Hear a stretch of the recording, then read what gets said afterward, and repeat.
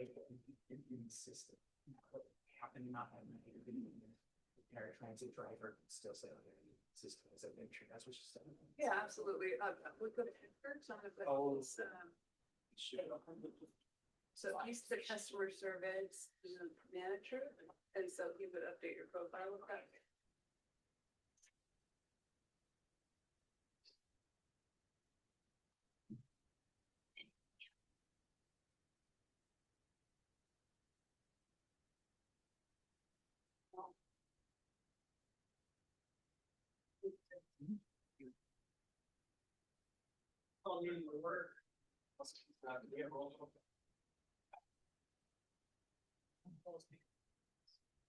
Let's try it again.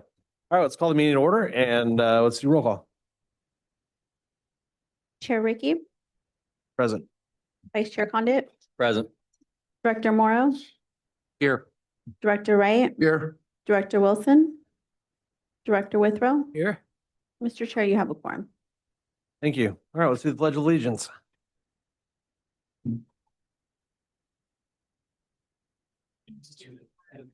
United States of America, and to the republic for which it stands, one nation, under God, indivisible, with liberty and justice for all. All right, next up is public comment. Public comment is for items that are not on the agenda. Is there any public comment today? Welcome. Thank you, Mr. Chairman, members of the board. Ron McMurtry here. Just a little heads up item. I don't know what you guys do when you have sleepless nights, but what I do is I mull over potential transit routes, connections, ways to make the system more efficient and more sensible for people traveling. And I didn't realize how many ideas I had. In fact, the staff can attest that they've had to ask me to stop sending in suggestions. And I kind of didn't realize how chaotic it was until I put it all together. I have in my head this fantasy of the perfect system, but there has to be all these steps to how to get there without losing service. If we do this, we have to switch this at the same time and things like that. Or this can't happen until this happens because I don't want to lose service. We lost some service in 2023 and I don't want to see that happen in the system anymore. Anyway, so I was invited by Kim Lee Horn to, kind of dump my brain into a database so they could see all the little things I had been thinking about so that they can analyze it to make their final report for the short range transit plan.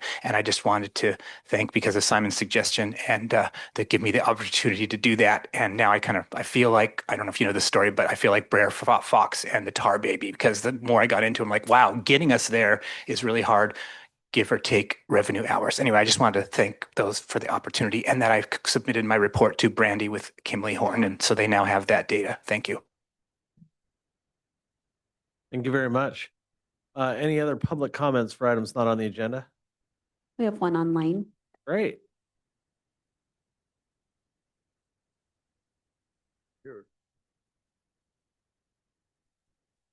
Caroline, your microphone, if you wanted. We've let you in.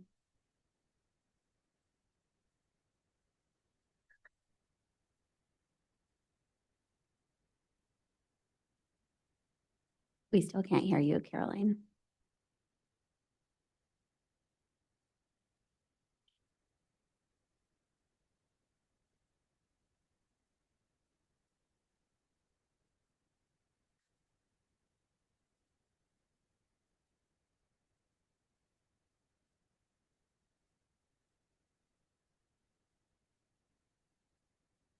So we're having obviously issues, but she did type in the chat. She says, I just want to promote the civil grand jury, which is recruiting for this year, submissions to the court by April 15th. Thank you. Okay, any other public comment? All right, we're going to close public comment. Next up is a recognition for Employee of the Month. And we are fortunate this month because we got 2 Employees of the Month, not 1. And we're going to start with our first Employee of the Month, which is actually from November. And this is Will Starmer. Come on down, Will. Will is celebrating his 1 year anniversary working here, and Will appreciates the strong team culture and the sense of purpose that comes from serving the community. It's absolutely awesome, Will.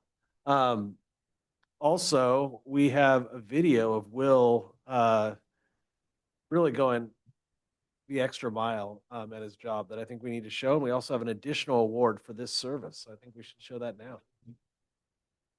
I can't get around. Is that a car? That's a car. How did that happen? Oh my God.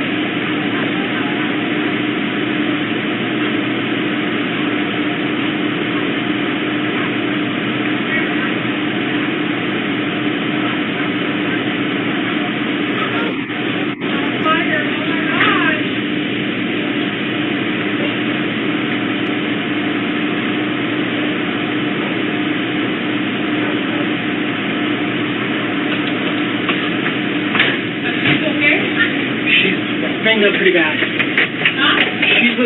She's got a back injury, but yeah, we got it over. How did they do that? How did they- I have no idea.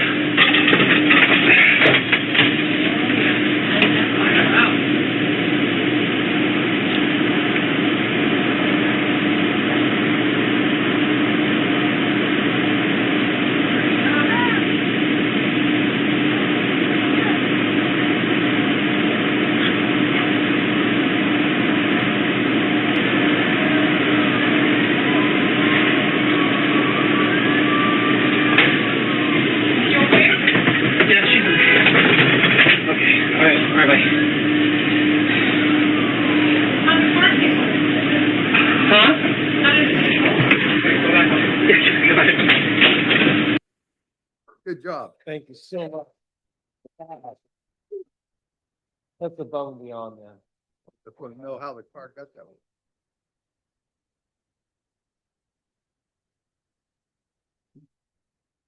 Get the bus. Don't forget the bus. Uh, and this award.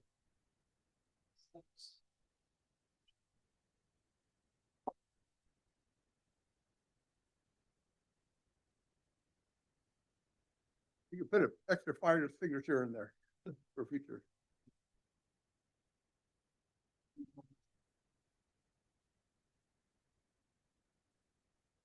All right. And for our second employee of the month, or this is actually for this month, we have Robert Gundo. Did I say that right, Robert? Yes, sir. All right. So Robert works with paratransit passengers. He's been doing that for 4 years. And he just consistently demonstrates professionalism, reliability, and a strong commitment to passenger safety.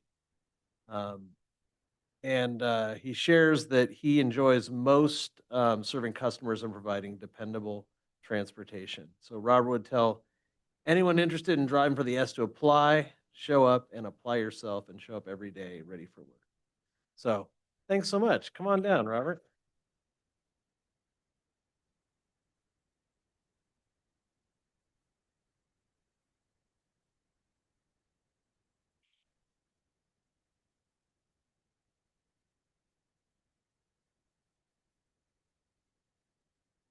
Oh, yeah. Where you going? I remember we have backpacking.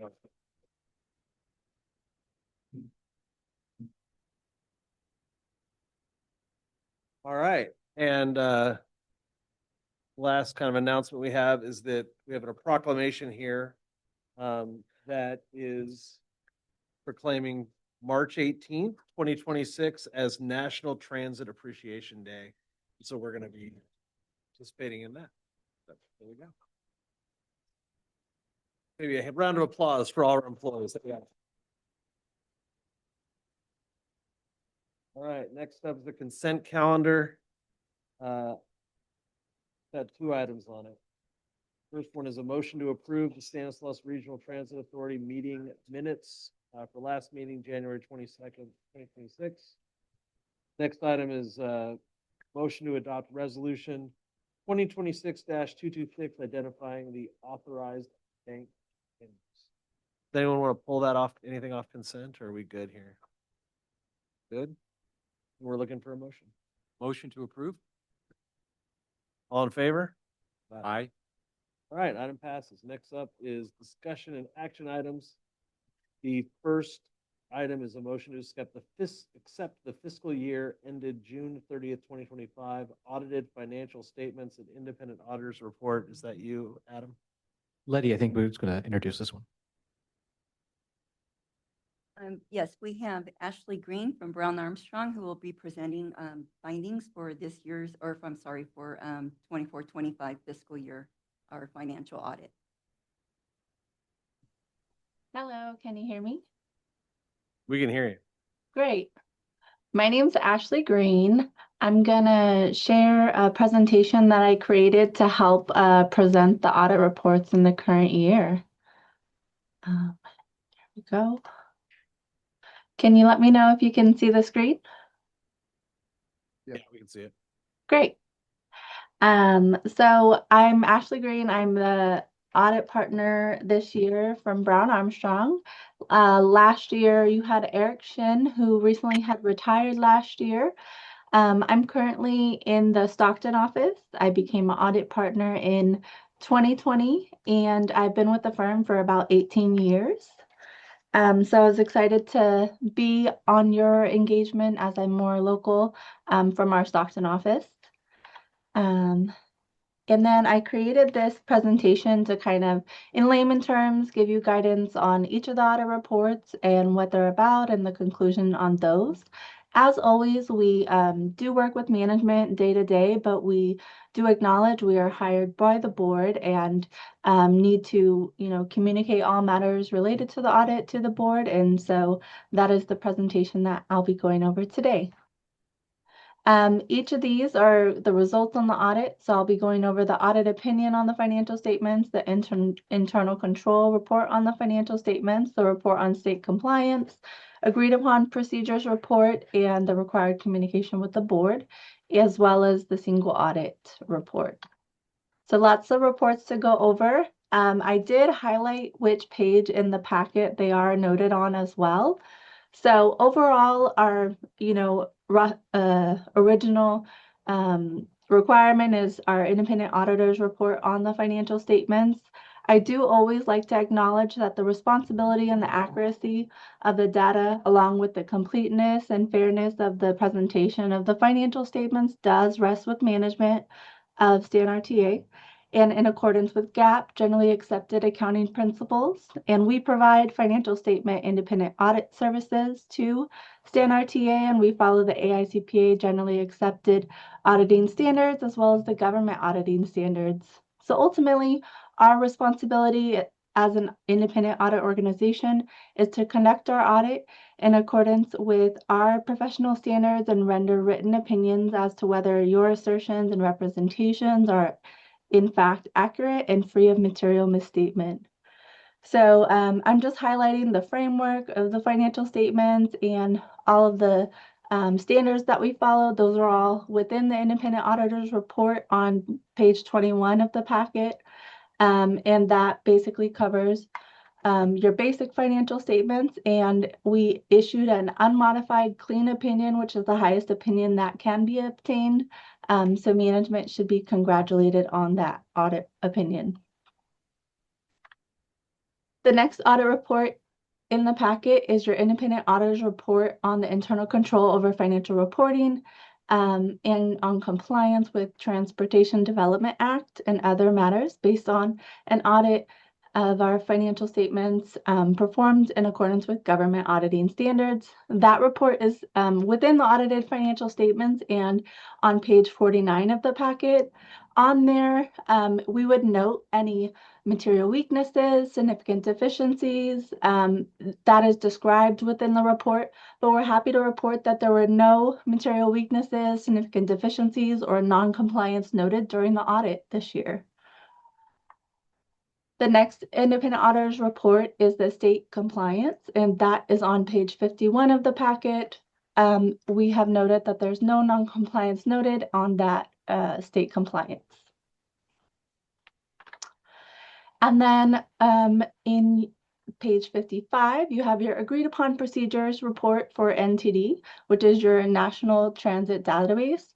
So a lot of our procedures are in relation to reviewing the information and the statistics, ensuring that they're properly supported, as well as aligning with your financial statements, and the information that's reported in the financial statements are consistent with the information reported to NTD. And we performed our procedures and no findings noted on that report as well. And as I mentioned earlier, there's a requirement from our professional standards to communicate everything to the board of directors as we do work with management on the day-to-day basis. So in this report, you'll see the SAS 114 letter in there on page 65 of the packet. And I highlighted some notes on this presentation slide just to summarize what's in that letter.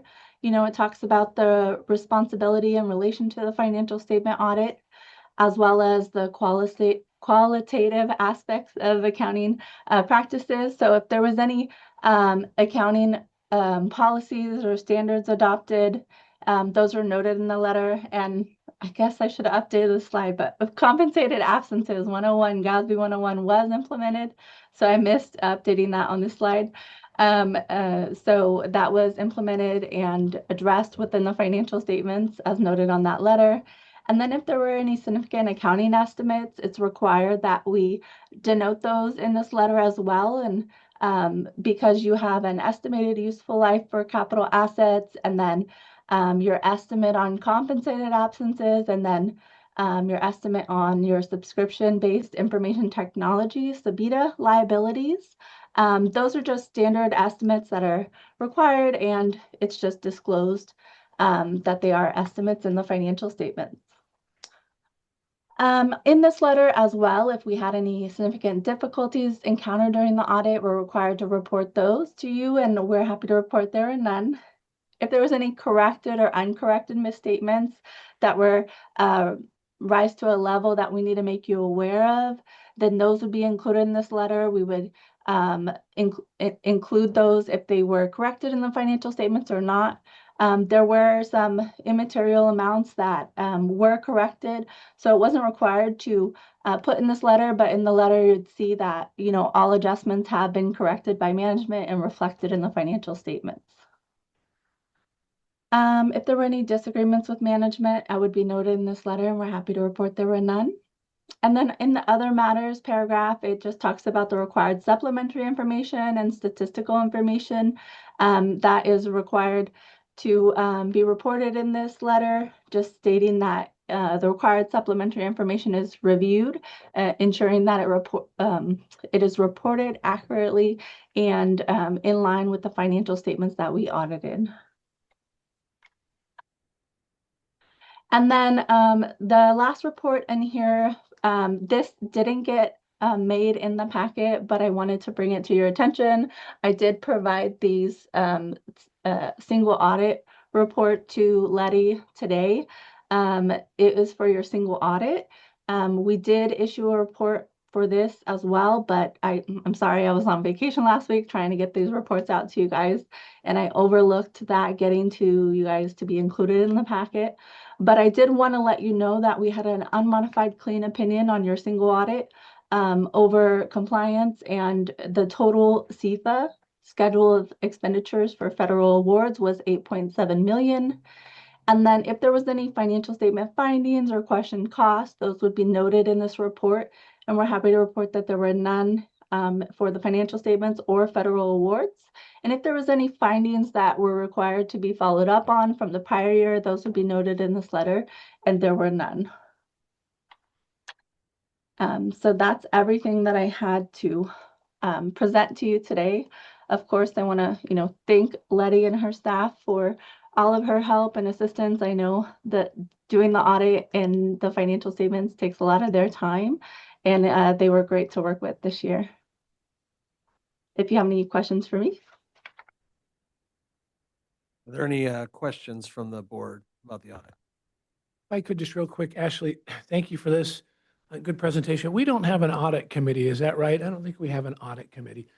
And Ashley, you tell me, but is it customary to have the auditor actually meet privately with the executive? I'm sure you do this with the executive committees or the board of directors without management here, just to see if there's any questions that we might have or the information that you might want to tell us without management here.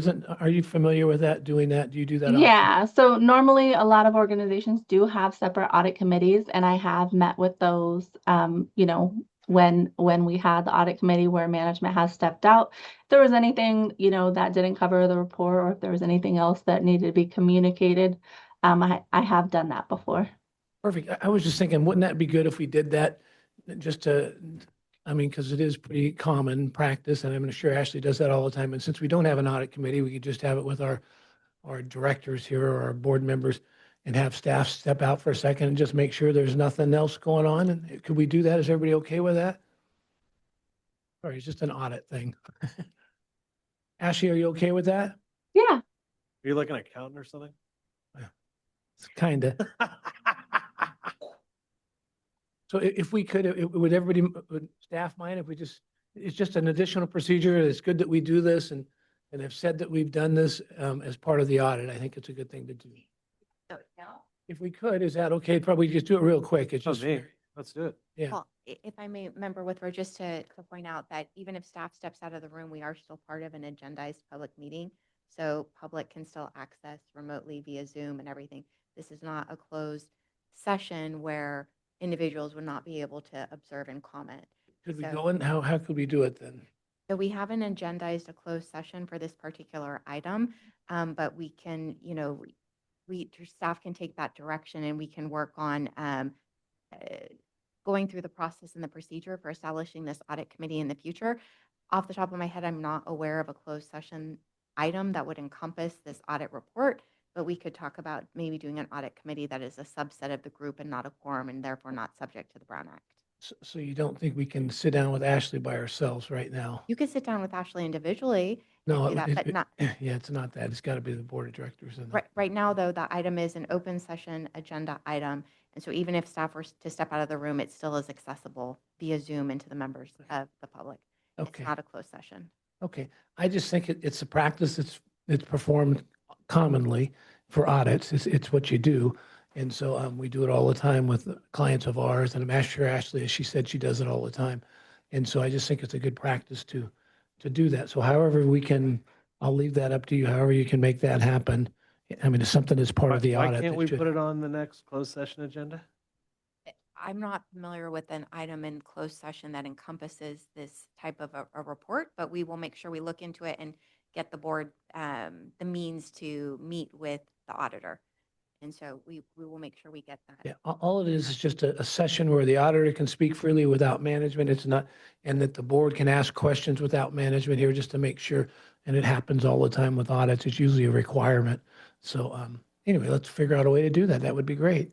Staff will definitely figure out how to do that, and we'll make sure for any audits coming forward that is addressed. Perfect. Yeah, and not that there's anything wrong here or anything, but I just think in light of all the things that we've had to deal with lately, it would be great just to be able to make sure we're performing this procedure also where the auditor could speak freely and we could speak freely to the auditor. So, okay. I think it's a good idea. Perfect. All right. Any other comments from board members on this? I want to open it up from the public then. Any questions or comments from the public? Go ahead. There is one online again from Carolyn. Great. She is I asking. don't know if my audio is going to work. Hey. Oh, it works. Yeah. Great. Fantastic. I typed it up just in case. Could Member Withrow add a closed session item to this meeting to review this subject matter with a significant vote right now. It's not like you have to produce any result after the closed session item. It wouldn't require a vote. And Supervisor Graywall did something comparable at a StanCog Policy Board meeting within the last few months. So thank you for the question. There are limited ability to add an item to the agenda. It has to meet certain criteria established in the Brown Act. And one of those criteria is that it has to be something that came to your attention after the agenda was posted and requires immediate action. Requiring immediate action means that there is no time to wait to schedule a special meeting. So unfortunately, this does not rise and meet those criteria. So we're unable to add the item to the agenda via those provisions in the Brown Act.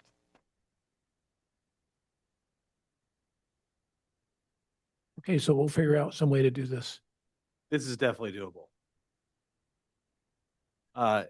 And Carolyn, thank you for that. That was helpful, actually. Okay, any other public comments on this? All right, we're going to close public comment. Coming back to committee. Any other comments from the committee? Yeah, I just want to say, just good job, you guys. You got a clean report. Way to go. Good work. And thank you for all your hard work. All right, looking for any more comments? Looking for a motion then. So move. Second. All right, all in favor? Aye. All right, motion passes. Moving on to number B, motion to adopt resolution 2026, identifying authorized bank signers. Sorry. 7B, motion to adopt resolution 2026-227, accepting the fiscal year 2025-2026 mid-year financial report and approving a share budget adjustment.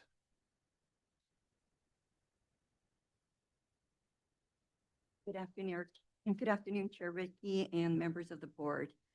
On March 27, 2025, the StanRTA Board of Directors approved the fiscal year 2025-2026 budget, which includes the operations, the transit center, the Amtrak station, and the rideshare program budgets. The second quarter of fiscal year 25-26 concluded on December 31st. At this midpoint in the fiscal year, expenditures are expected to be at or below 50% of the adopted budget. All programs are within this threshold with the exception of the rideshare program. As of December 31st, the agency has expended 33.3% of its $47.2 million operations budget, totaling $15.7 million year to date. When we break down expenses by category, the largest portion is services and supplies, which includes TransDev. This category accounts for 66.8% of total expenditures, or approximately $10.5 million. Of that $10.5 million, 10.1 is TransDev contracted services. Maintenance, parts, and materials represents 10.9%, totaling $1.7 million. Fuel accounts for 7.8%, or $1.2 million. Salaries and benefits make up 8.7, totaling $1.36 million. And finally, our internal services represents 5.9% of expenditures, or approximately $925,000. Overall, expenditures are tracking proportionately at the mid-year mark, with services and supplies continuing to represent the largest share of the operations budget. Next slide, please. Accounts associated with the City of Modesto and TransDev are currently reflecting lower than anticipated expenses due to billing delays. These accounts include parts and materials, fuel, maintenance and repairs, and purchase transportation. There are additional accounts that we are currently monitoring, and those would include professional services, which currently shows a credit balance of $46,000 as a result of the recovery of fraudulent payments from fiscal year 24-25. Legal services is 159.7% of its budget due to ongoing cases. A budget transfer from legal internal services will be processed to bring this account back into balance. Professional services for our internal services is at 141% of budget due to the addition of 6 hours of morning security at the bus maintenance facility to help prevent safety incidents. And lastly, we have our subscriptions for internal services, which is at 493.9% of budget. This overage is solely attributable to the purchase of Transit Royale, which enhances features for regional users of the transit application. Next slide, please. So for our facilities update for fiscal year 25-26, as of December 31st, the Transit Center's revenues and expenditures totaled $493,394, representing 30.7% of its $1.6 million budget. The Amtrak budget, as of December 31st, revenues and expenditures totaled $85,040, representing 33.5% of its $253,667 budget. Both budgets remain well within their adopted budgets, and staff have no concerns at this time with either one of these two facility budgets. Next slide, please. The rideshare program is an employer-based trip reduction program designed to reduce vehicle trips, decrease vehicle miles traveled, and lower traffic-related pollutants. Total expenditures for the rideshare program are $250,345, representing 94.8% of its $264,203 adopted budget. Revenues received to date are 18.1% or $48,000 due to the timing of federal reimbursement payments. Now, due to the lack of available LC TOP funding, the rideshare program was required to identify alternative funding sources to cover the free ride expenses incurred during rideshare week. As a result, StanRTA is recommending an adjustment to the fiscal year 25-26 financial reports to increase estimated revenues and appropriations by $160,000. This adjustment will result in a revised fiscal year 25-26 rideshare budget of $424,203. Next, please. At this point, do any members of the board have any questions before I proceed with our recommendation?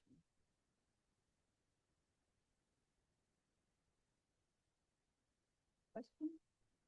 I could just, Questions for the board? just real quick, Letty, just see, and you might have already said this, and I wasn't paying attention, the salaries and benefits for the second quarter versus what was budgeted. I think it's half. I just wondered. I'm just looking, sorry, at the actual operations, your Operations budget. P&L, yeah, sorry.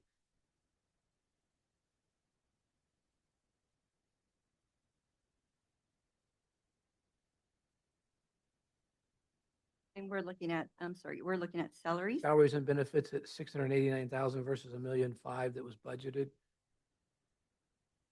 So in this case here, we do have a vacant position that we still have that's not in there.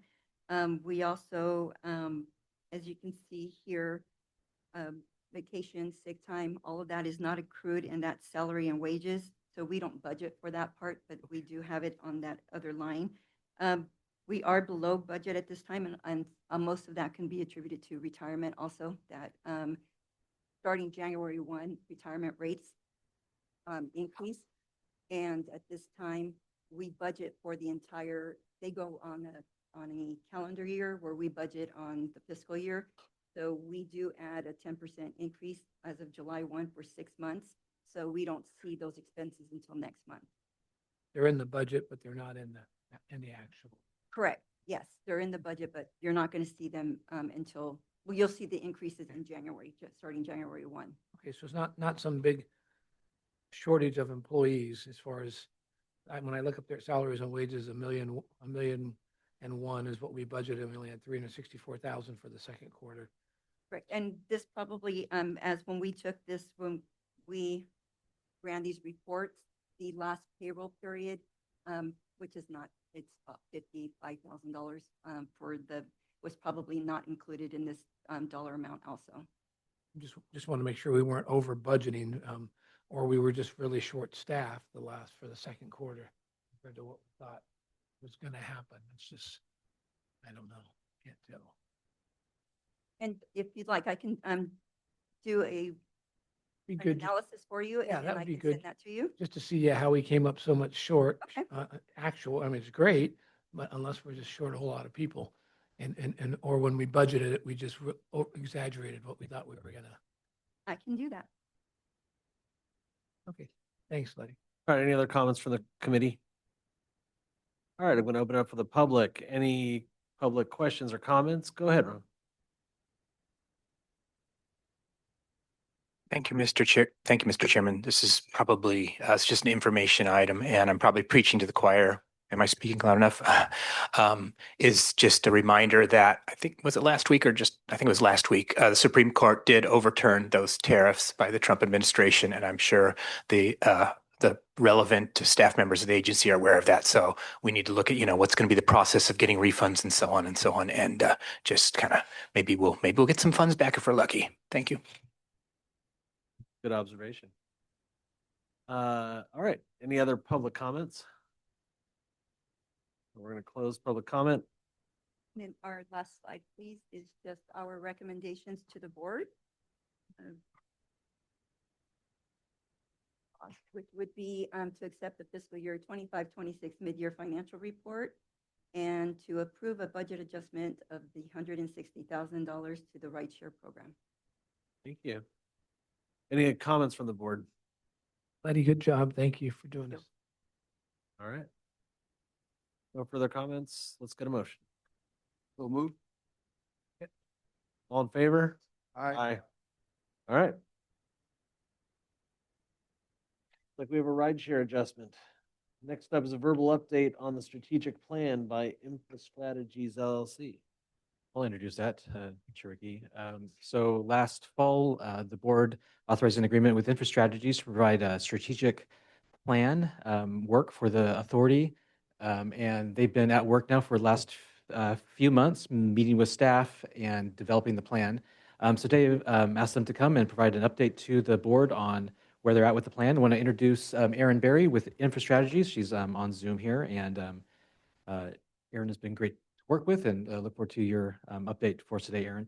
We have your presentation up, so just say slide when you're ready to go. But Erin, thank you.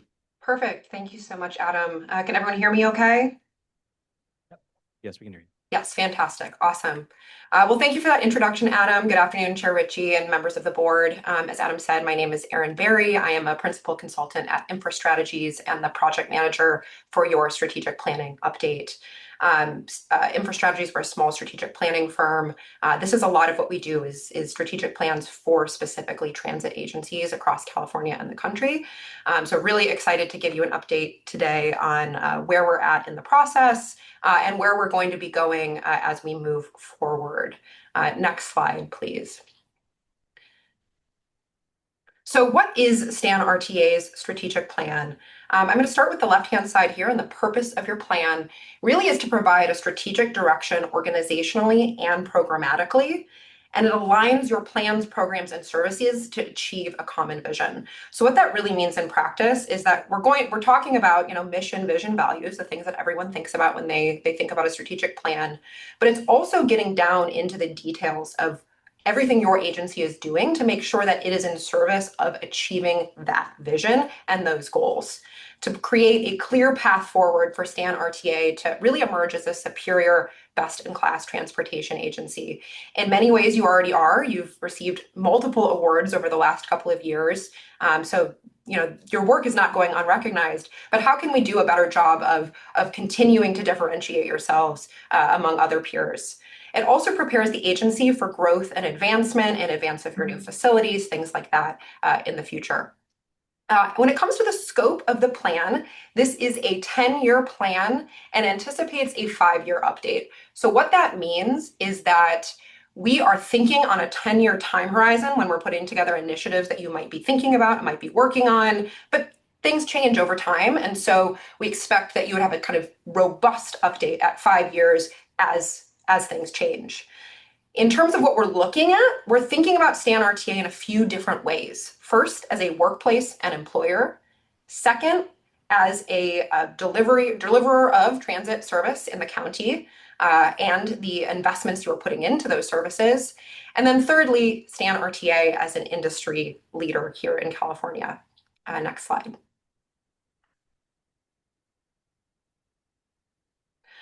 So this slide, I know it's got a lot on it, really kind of shows the framework that we use to put together your strategic plan. You can imagine this, was kind of like a pyramid.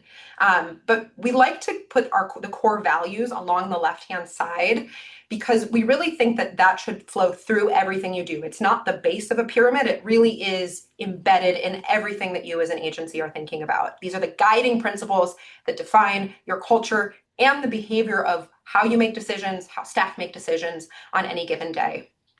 At the top of that then kind of pyramid is your mission. And this is the fundamental purpose of the organization, what it does, and who it serves. You could debate, should the mission go at the top, the vision go at the top? We like to have the mission at the top of this pyramid because it really is foundationally what you do as an agency. That's what you do today and what you will do in the future. The vision is a little bit more forward-looking. It is the long-term aspirations of the organization and the future that you envision. So it might not be where you are today. It might be a little bit aspirational, but that's how we help drive growth, drive innovation, drive change, is really through that vision statement. Underlaying that are the goals, objectives, and initiatives and metrics. And these are really where you get into kind of the meat of your strategic plan, what it is you're going to do as an agency. These are your overarching high-level targets that provide direction toward achieving the vision, and then getting into the nitty-gritty initiatives and metrics, objectives. They're specific, measurable, achievable, relevant, time-bound. We've all heard about that SMART framework before. Steps that are derived from goals, and then specific actions, projects, and strategies that you will take to achieve a particular objective. As things change over the next 5 to 10 years, you certainly will take on new initiatives. And every time the agency thinks about, should we take this on, we should be coming back to the strategic plan and saying, does this align with the rest of our vision and mission and values? And really by putting this level of specificity in the strategic plan, our intention is that this is not going to be a plan that just sits on a shelf, nice to look at. It's something that staff and leadership and you all as board members can come back to repeatedly. Does this align? And use it in your decision-making processes. Next slide, please. So how have we gone about doing this to date? We do a lot of upfront research when we put together a strategic plan to make sure that we understand the specific aspects of transit in Stanislaus County. This is not a one-size-fits-all. Every agency has got a different, set of plans, different set of goals, different ridership trends. And so we really like to get into the meat of that. And so we've looked at, your agency plans such as Vision 2032, your budget documents. We've reviewed the data that the agency has provided, things like on-time performance, onboard surveys, ridership data. We've conducted a good amount of desktop research looking at Stanislaus County employment data, congestion data. What does your workforce look like, to make sure that we're tailoring these things to the audience in Stanislaus County. We conducted interviews with staff. We've done a set of surveys with staff to help really get into the specifics of some of those initiatives. They know best what exactly needs to happen at the agency. And then, of course, throughout this process, we've been working closely with Adam, Simon, and Letty to get their input and help direct this plan. Next slide, please. So this really gets into what exactly it is we've done in the process that we go through. I won't read every line on this slide, but really want to show you kind of how this has looked over the last couple of months and what's going to happen in the next couple of months as we finish this up. After we got those inputs that I covered on the previous slide, kind of late fall, early winter, we had a workshop with staff to really refine the mission, vision, values, and goals based on their input. We helped lay the land of here's what's going on and got input from them. What does this agency really need based on your experience today? From that, we refined those things and we started putting together a survey for staff. And actually, we received input from staff on the actions that the agency will take and define those preliminarily. We did just last week, we were up in Modesto and we had a workshop with all StanRTA staff where we talked through those specifics. So that's currently in progress. And I'm looking forward to providing you an update on that at our next board presentation. But really today, what I want to show you is kind of what we, with staff, with the executive team, have kind of finalized as part of your mission, vision, values, and goals. I'll talk a little bit more about what it looks like to finalize this plan on a later slide. So we'll move on to the next. So now I'm going to get into really the decisions that have been made and where we're at now with your plan today. That was the process. Now this is what we have to show for it. Next slide, please. So this is StanRTA's new mission and vision statements. The mission, I'll read it, is we provide a safe and dependable transit experience that brings greater access to opportunity. What we heard from staff really loud and clear is how important this service is to your community in accessing jobs, in accessing critical appointments, really getting people where they need to go. Your student riders are a huge portion of your ridership. So wanted to make that really clear in your mission. Now your vision, your aspirational vision, is excellent and innovative public transit service delivery that is a source of local pride and brings people together. I love the tone of this vision and kind of that community aspect. That was a tone that was loud and clear in our meetings with staff, how proud staff are to work here, that we want to provide service to the community with dignity and bring people together because, that's what ultimately transit does, is it brings people the places they need to go, to their communities, right? So I really like where this one landed. Next slide, please. So this is your values. We will, in the strategic plan, right now these are kind of top line. There's going to be narrative text that goes along with each one of these things. But your 5 values, we always work with people to kind of get this narrowed down to 5 to 6 values to really hone in on what's most important. The first was collaboration, both internally among staff, but also with other county agencies. Community engagement, that's closely related, but really about getting out in the community and the people who ride your vehicles. Innovation, staff really are looking at opportunities to be innovative, not just with technology, but also in the way that they pursue grant funding or work with other community members or work with other business partners in the community. Pride, I talked a little bit about that. That kind of came out in the vision statement a little bit as well. And then transparency. And this is transparency, again, internally between staff, between leadership, between the board, but also transparency with the community. The more transparent you are, the more people trust you. And StanRTA wants to be a trusted community member. Next slide. And this is really my last slide where I kind of get into the details of this. I promise I'm wrapping up soon. Your goals. This is again kind of that transition between the aspirations and where the rubber meets the road of what's going to be in your plan. The first of these goals is customer experience. Ensure an excellent customer experience by prioritizing reliability, cleanliness, and safety. Cleanliness and safety were really big ones there. You actually see goal number 4 here is also safety. Safety comes up twice because of how important that is on its own, but also as an aspect of the customer experience. The second item is financial sustainability. Strengthen long-term financial sustainability by diversifying revenue sources, effectively managing costs, and strategically planning investments that support reliable county-wide services. I think that this one is really clear. You can't provide services without kind of having your house in order financially, right? And this one focuses on kind of both the revenue side, but also the budgeting side as well. Organizational efficiency, that's your third goal. Achieve efficient service delivery by modernizing organizational processes, strengthening contractor relationships, and advancing regional coordination. Modernizing, that's a big thing here as you're looking to build a new headquarters facility and maintenance facility. That's going to be a big piece here. You guys are also looking at real-time arrival data, making that available to your riders, strengthening contractor relationships. That was something that came up regularly, and then advancing regional coordination. StanRTA does not exist in a vacuum. The fourth item here, safety. Maintain secure transit environments that enable safe and dependable service for all who use and operate the system. This is safety, but it's also security, right? It's how people feel when they're on the system, because oftentimes perceptions of security are just as important as the reality. So this is really hitting both of those sides of that. And then finally, workforce empowerment.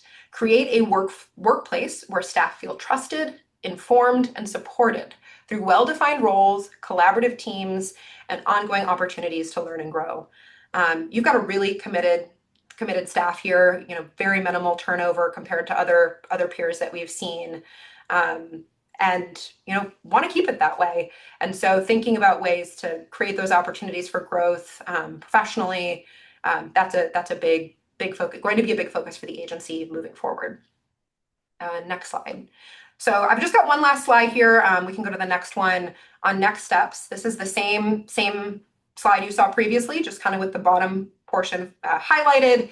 Really what we're doing as InfraStrategies now, after we've had our second staff workshop where we got into those specific actions the agency is going to take, is really refining that, getting the text right, and then putting together the draft strategic plan framework. We're going to have metrics associated with your initiatives so that you have a way to measure progress.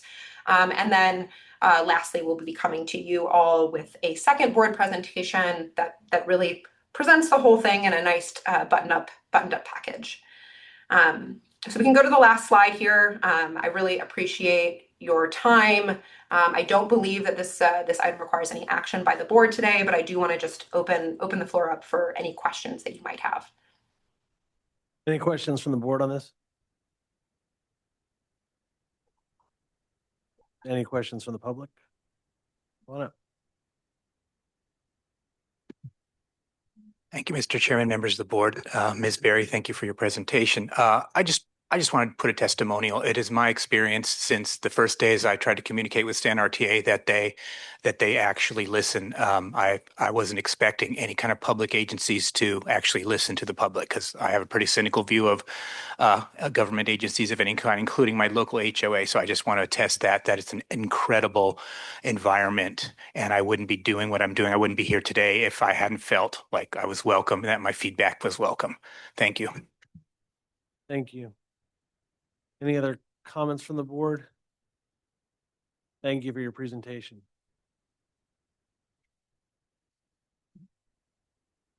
Okay, next up is the item D, motion to adopt resolution 2026-228, authorizing the CEO to execute an agreement with Stantec Architecture, Inc. for design services for the operations and maintenance facility on a fixed fee basis not to exceed $11,658,141. Angela. Good afternoon, Mr. Chair, members of the board. I'm delighted to be able to present this procurement to you for your action.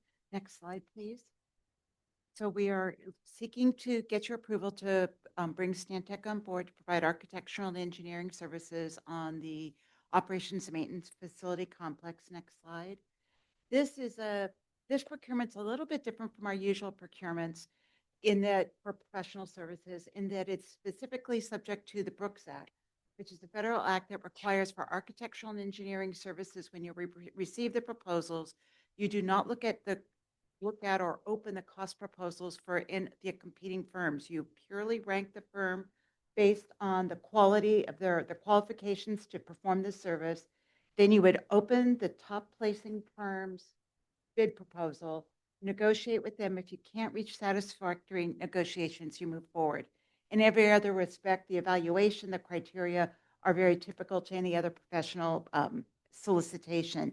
This one went out the end of October. We closed it in December and had significant interest from within the design community throughout the process. We had a half dozen firms show up for our pre-bid meeting and received over 55 questions and requests for information as part of our process. Next slide. At the end of all that, however, we only received one bid. We followed up on this because we typically would expect to receive 2 or 3. We found from the design community that there were many competing proposals and agencies out there with similar solicitations at the same time. And there was a perception of incumbent advantage. Stantec did work with us on our master planning process. That selection process specifically identified this project. It was done 3 years ago, and it identified that if someone was hired to do planning work with us on this project as well as 5 or 6 other projects that they may be able to compete down the road. So we decided that we would move forward with the review and scoring per the Brooks Act on the single proposal that was received and conducted reference checks. Next slide. And to support this move to bring Stantec on board, one, they do know StanRTA in Stanislaus County. They had one consultant on them with them, which was Kimley Horn. They worked together on our master plan process, which we're all very familiar with, having received many presentations on it in the last year and a half. They didn't take this for granted. They worked really hard in developing a balanced approach to every element in the proposal, to the timing and complexity of this project, and understanding our needs. Stantec also has extensive and very current experience with transit facilities across the state of California of similar size and larger size. Here we listed only those that are bus related. They're also working with Metro and other agencies on rail projects nationally and internationally. Next slide. The project budget, because of the Brooks Act also, again, we did a negotiation with them and came up to a mutually satisfactory fee of approximately $10.6 million. Because of the size in this type of project, we recommended a 10% contingency fee to be available to us for a total fee of $11.6 million. Next slide. And what is most exciting about this, if we have your support to move forward, is that with issuing a notice to proceed right after this meeting, if it's approved, we will be able to start our design phase. We're anticipating about 16 months for design, wrapping that up in August of 2027, giving ourselves through January of 2028 for a bid, award, that mobilization, getting out there, finishing up our permitting process, and to be in construction from February of 2028 through September of 2029. And this will have covered everything, including the offsite work we have to do at our site for the new road that needs to go in, the improvements to Service Road, working along Crow's Landing improvements, as well as developing the 3 different buildings, the bus yard, the hydrogen facility, and the battery electric energy installation that we need to have go through it. We would anticipate between September and November is that burn-in punch list period, and so that we would be closed out and moved into our facility, and we'll invite you for Thanksgiving dinner there. How about? Anyway, a community celebration of some kind. Maybe a turkey trot might be more appropriate. So with that, next slide. I am happy to answer any questions in support of this request, and we recommend that you adopt the resolution allowing our CEO to move forward to approve this solicitation, this selection, and to get us underway. Thank you, Mr. Chair. Any questions for the committee on this? I have a question. So Go ahead. we're probably looking about about $100 million. And 10% of that's for the architect? That's very standard fee. Is it? It is a standard fee. I'm in the wrong business. Yeah, $12 million for design. Wow. it's parking lot. It is designed through Construction Administration Services, so that does provide a staff to be with us on board throughout the construction too. But yes, the bulk of the fee is for the design. Harry, does that sound right to you? I hate to put you on the spot, bro, but like, wow. I wish Manny was here because he could tell us, Yeah. what's standard in the private sector for, a project like this, the percentage. But It just I seems just don't know. like a lot of money. Yeah. How many bids did we get? We received just the one bid. Just the one bid. And And- again, I will tell you, having spent, before being at StanRTA, I spent 20 years in the professional construction and project management industry. And this is a typical fee that you would see anywhere from an 8 to 20% fee. 20% fees tend to go for laboratory and highly complex projects that are more like hospitals and that kind of technical, where it's heavy engineering that you're working on. But this is the norm where you would expect to see a fee.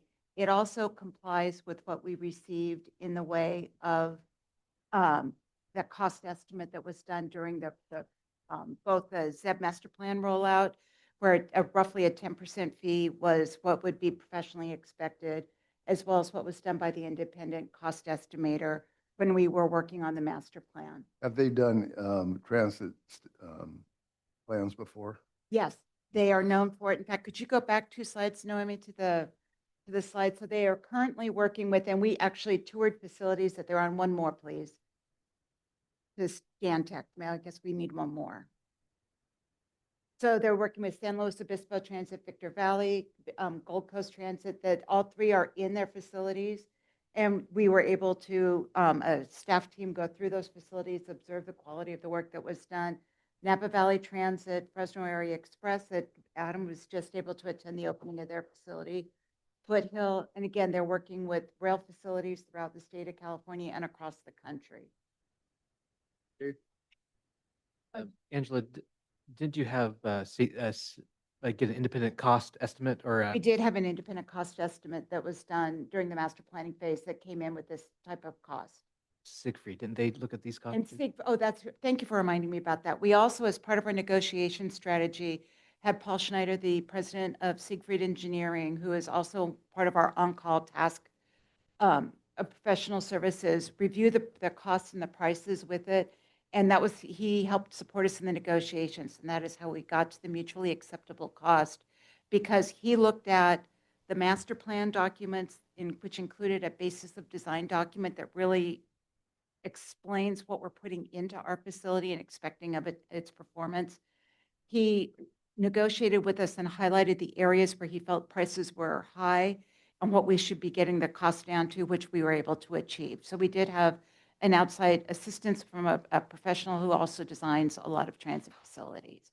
His firm passed on it because they had only so much bandwidth, because this was out at the end of the year for their marketing process, and chose to chase another project instead of ours. And I know you mentioned this, but could you just reiterate the reason why it was only one bidder, why there weren't additional? So we had a lot of interest, and we had a lot of folks kicking it around.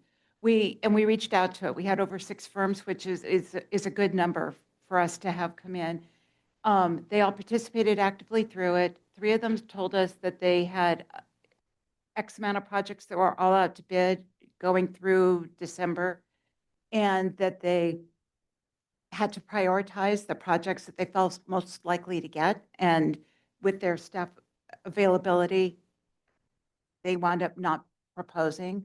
One firm told us specifically that they felt that since an incumbent was competing in this, that they would not be as likely to get it, so they chose to use their marketing resources elsewhere.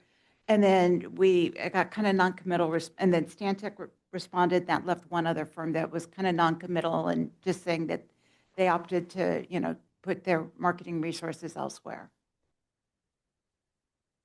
How long was the bidding process open for? It was open our standard 30 to 45 days. We were just over 30 days.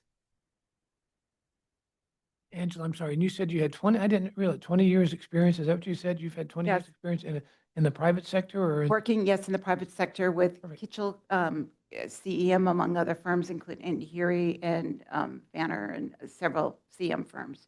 Perfect. Thank you. I didn't realize that. Go ahead, Steve. Okay, yeah. I'm with you, Chris. I wish I had paid better attention in engineering graphics when I was in college. As far as the $11.5 million, we already have that money in hand to pay them. Yes, we do. We had approximately 65 million already for this project for the hard and soft costs. We're anticipating the total project could be on the upper limit at about 110 million. So we're actively pursuing those projects. We can phase as we need to. On the design side, you want to pay and get the whole thing designed, because it never gets more expensive and the like. So to do it, and that is covered.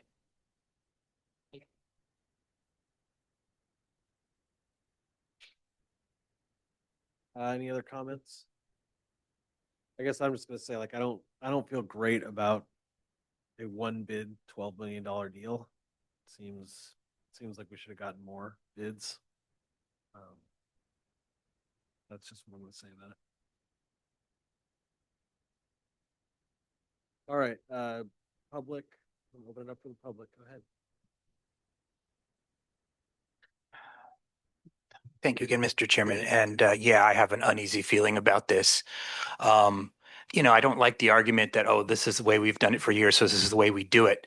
It seems like someone who's engineering a facility, it should be based on the difficulty of the design, how complicated the electrical is and the layout of the place and landscaping and sewer and all those kind of, coordinating with that. Um, yeah, and then of course, as a public agency, we can't always do things the same as private companies. They've agreed, okay, this is the game, this is the way we play the game, but we have to watch our budget and everything. And so I concur with that, and I want to throw out the possibility: can this be delayed 1 month and make a decision, and let's run this by Supervisor Graywall and just get one more little bit of feedback on this? And that's all I have. I do also have specific questions, specific feedback about design ideas, but I assume this item will probably be presented, and I could probably throw that in at some later date. Thank you. Thank you very much. Any other questions from the public? All right, if not, I'll bring it back to the. We have Can one you hear me? online. Oh, one online. Go ahead. Sorry. Hi.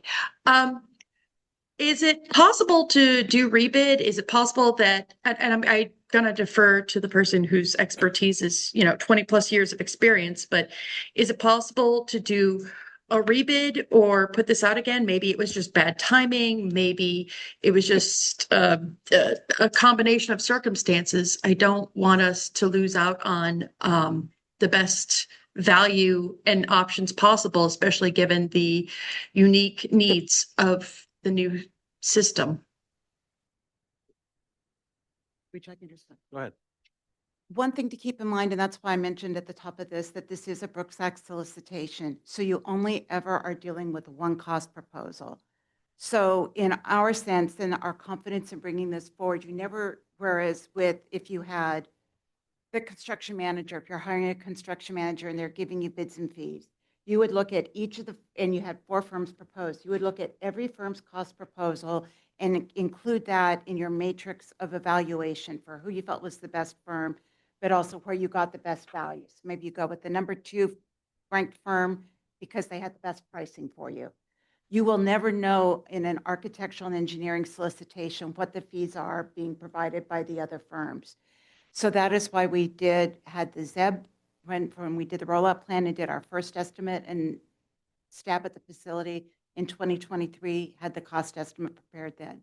While we prepared a cost estimate as part of the master plan and had the independent cost analysis provided to us by Siegfried Engineering, which is a major commercial engineering firm, on where the fees were appropriate. It was a detailed price proposal that went through every step, every building, every function in the facility to identify what the cost would be and what was a reasonable amount of hours accepted professionally for what this would cost.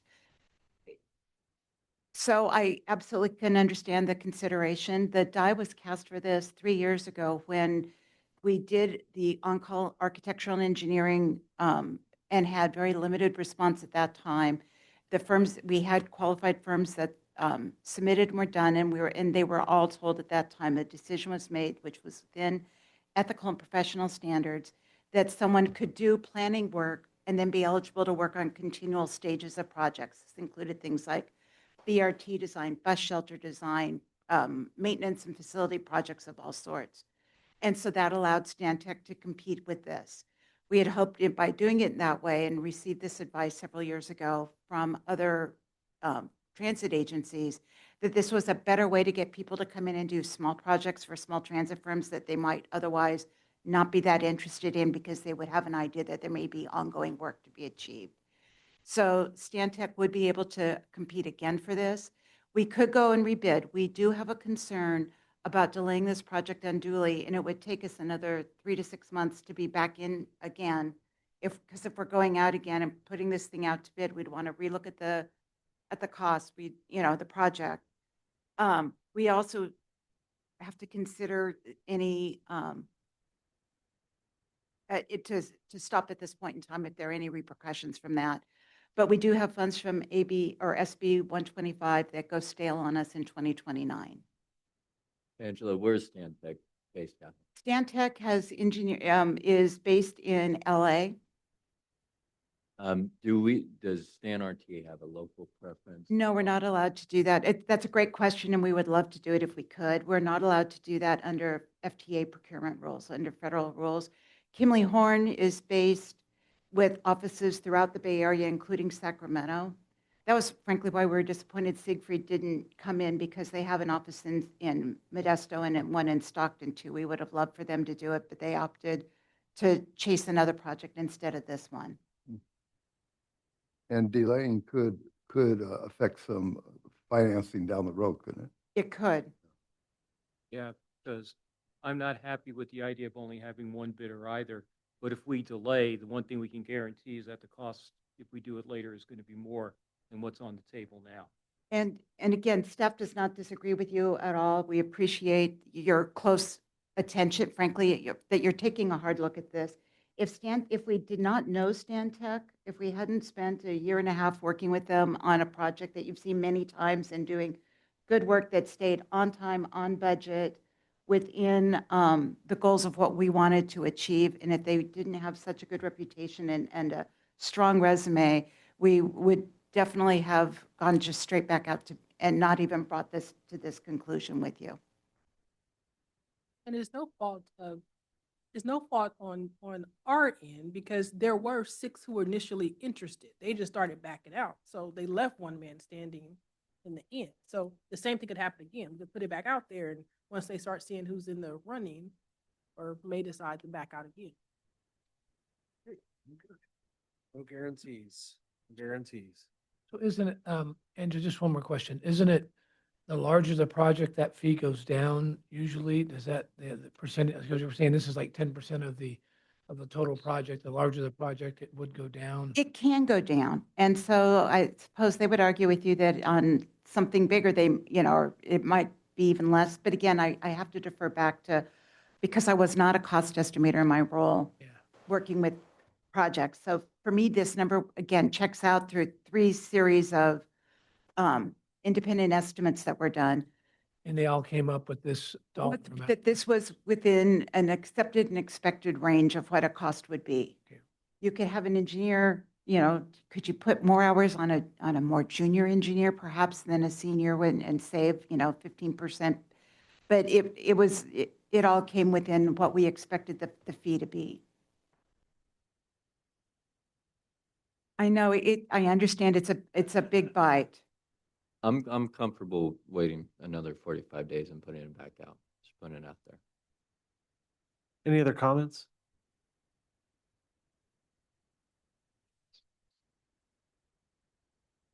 So Director Conant, if you wanted to do a motion, you could, or if you don't, or? Yeah, I'd welcome a motion. I'm fine delaying this another 45 days. I don't know that really, understand we're under the gun here, but 45 days, in my opinion, is totally fine and appropriate, and trying to see if we get a local bidder. I could stomach that amount if it was going back into our local economy. Other than that, I'd be voting no today. I'll second that motion. I agree. Thing Yeah. I would just Agree with you 100% there. like to note is with the reality of putting this out for bid, by the time it would not come back to you for probably 90 days, because it would be about 45 days to do the selection process, with just getting the proposals in, reviewing them, having interview teams review them, having negotiation with the cost proposal. So that's why it took until this meeting, I don't want to leave a false impression. And I'm fine with 3 months. I'm comfortable with that. Me Thank you, too. sir. Thank you. All right, we have a motion and a second. Are there any comments or questions or discussion on it? I would like to have the motion clarified. Go ahead. Essentially, we would pause this for 90 days or up to, and we would put this back out to bid. And the hope would be to get a local engineering firm. At least my hope would be, and obviously if StanTech, again, is the only one standing, then I guess we proceed forward with this. But I would feel more comfortable supporting our local economy and a local engineering firm, at least giving them the opportunity to try to compete here. Other than that, I'll be voting no today. With that, my next question would, do you think that might interfere with any potential funding that we might have in the next 90 days or 60 days? The current schedule we have shows us wrapping this project up at Thanksgiving. By pushing this out 90 days, we do have the risk that at least a portion of the money will have expired during the process of receiving it. Also, by pushing out, our chances for securing grant funds gets tighter every time we push it out, and we're in uncertain times for grant funding because they want you to be, as you all know, shovel ready and as close to it as possible. And as we're looking at opportunities. But so there is always an element of risk to it when the project's not fully funded and when we do have expiration dates on our funding. Yeah, I'm not really comfortable pushing it out. We're looking at $11 million. So maybe a new bid might come in at $10 million, or it might come in at $12 million. And the funding that we might lose due to the fact that we're pushing it out again may cost us, $5 or $6 million. So I think I'll be voting no on this one. Can we go back to the slide that had the timeline?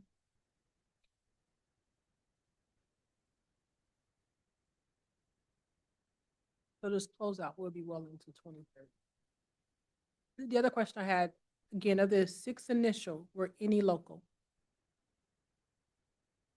Siegfried would have been partnered with a design firm that is not local.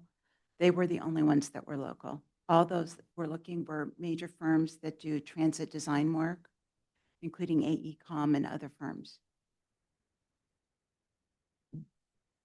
Okay, I've got one more question.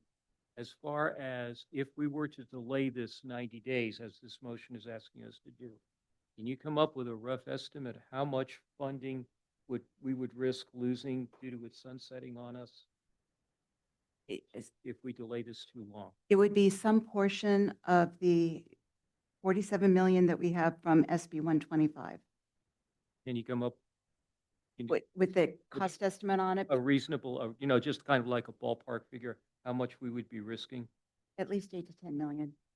There'd be a large portion of it that could be used, as you draw down, you would try to draw down on it first, but depending also on whether or not we're successful with getting other funding, as we're staging and managing the process, it still takes time for concrete to dry and steps to be able to be taken and to move through. Okay, I would hate to see us have to give back $8 million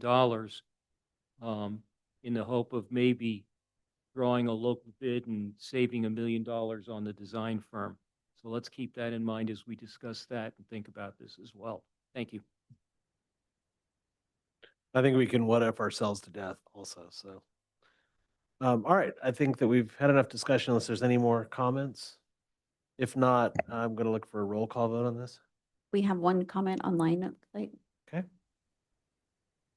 Yes, Carolyn Newman here. So when you said that they came in within acceptable range for their bid, would you say that that was high, mid, or low? Also, there's going to be a couple steps to this. I apologize. Is extension possible on the grants or funds that are being used for this? You've mentioned SB 25, the 8 to 10 million. Were there grant writers used in that process? And whether there were or not, is it possible to approach other grants with the help of grant writers to acquire more funds in such a case that you guys decide to extend it? Thank you. This is for the thoughtful question. First, when we talked about that it's within range, that the engineer looking at it, when we looked, this is a very large project with a lot of complicated steps in looking at it. So as we were looking at 8 phases of project delivery with a range sometimes of up to 30 professionals that'd be working within it. When I was referring to a range of what was acceptable, there were some engineering disciplines, for instance, that were a little bit higher per hour than might be charged by our reviewer's firm. But where it came in at with a total volume and what it would cost to deliver a task was what would be roughly expected. It could have been a few hours more, a few hours left, but it was right where they expected it to be. Where it was high, we negotiated down to what he said, this is the number you want to be at. So we worked with that. And because it was done with an outside professional source, we had a lot of confidence in our ability to holds very firm on negotiating the fee to the point it needs to be. SB 125 is a state law that was done that set very specific limits to make any changes in the expiration on these funds, and it affected all transit agencies statewide. We would presume to be very difficult at this point in time to receive a change in that from the state, because this was intended for operating funds and/or capital project needs. So most other agencies have used these funds, so it would be difficult.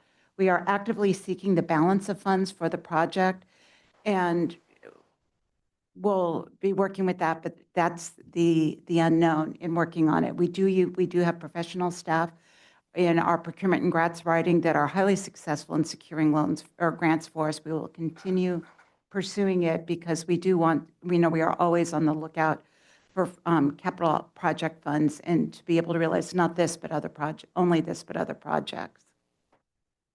Did that cover what you wanted, ma'am?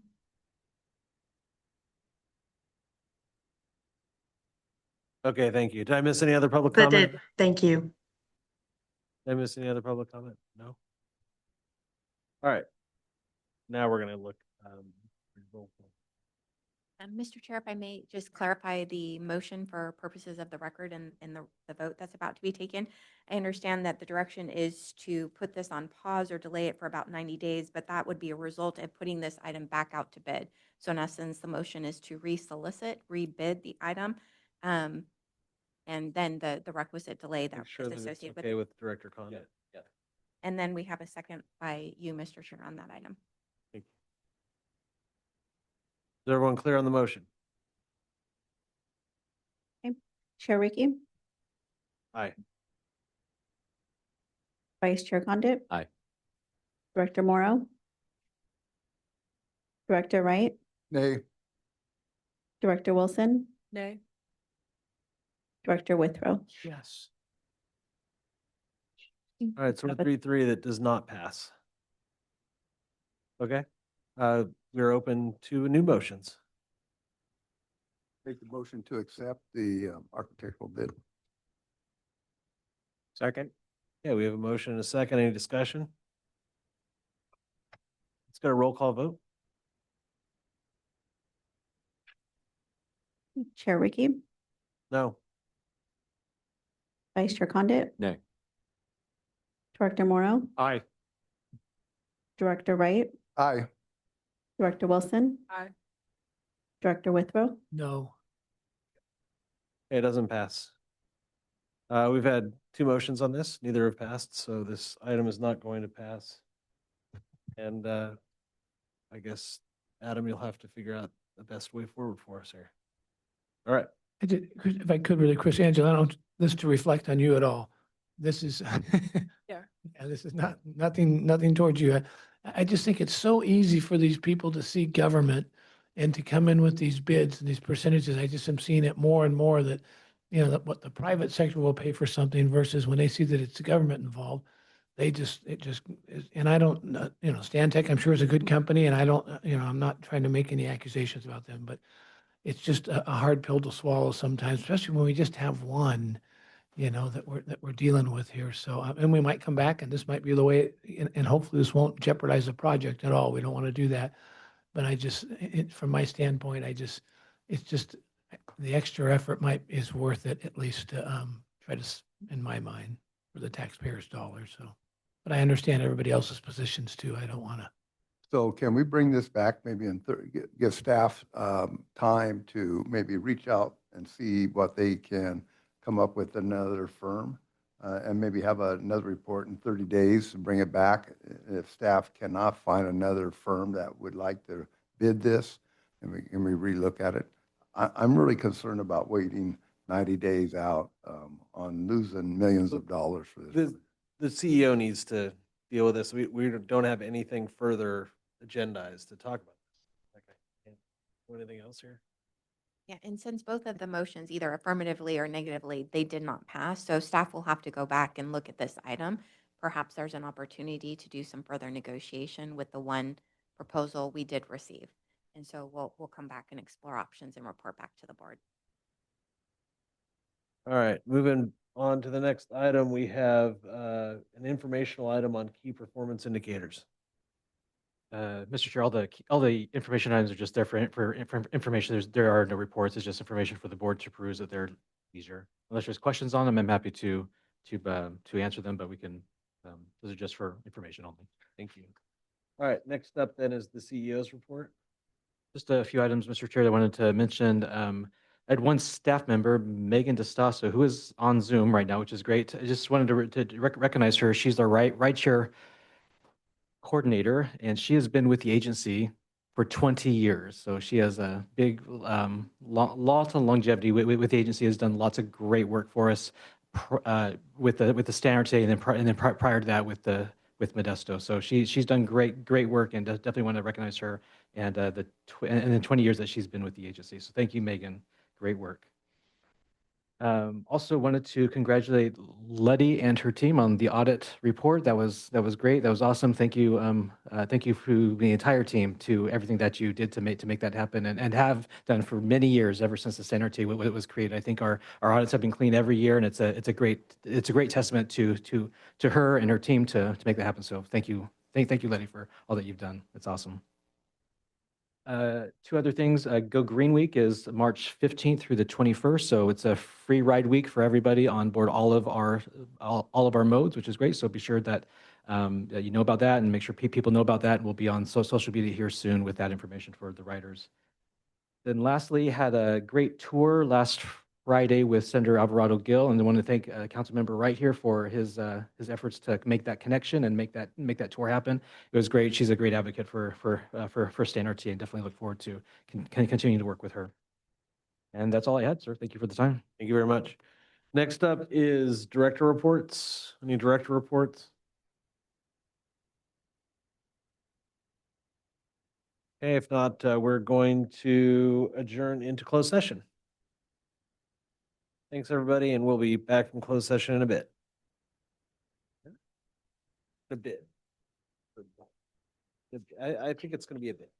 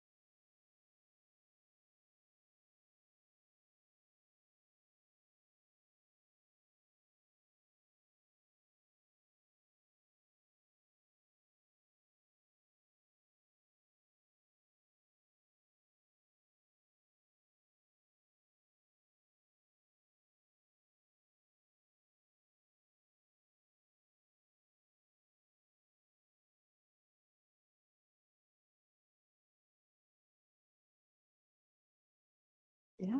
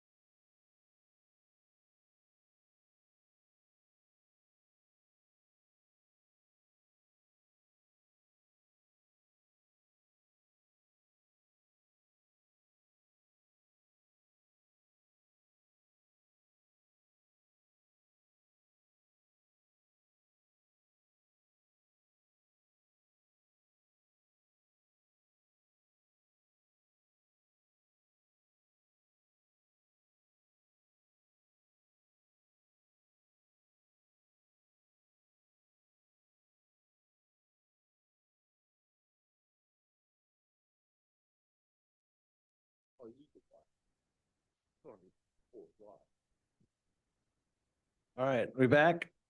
All right, thanks. Okay, we're back from closed session. There's no reportable action. And with that, the meeting's adjourned.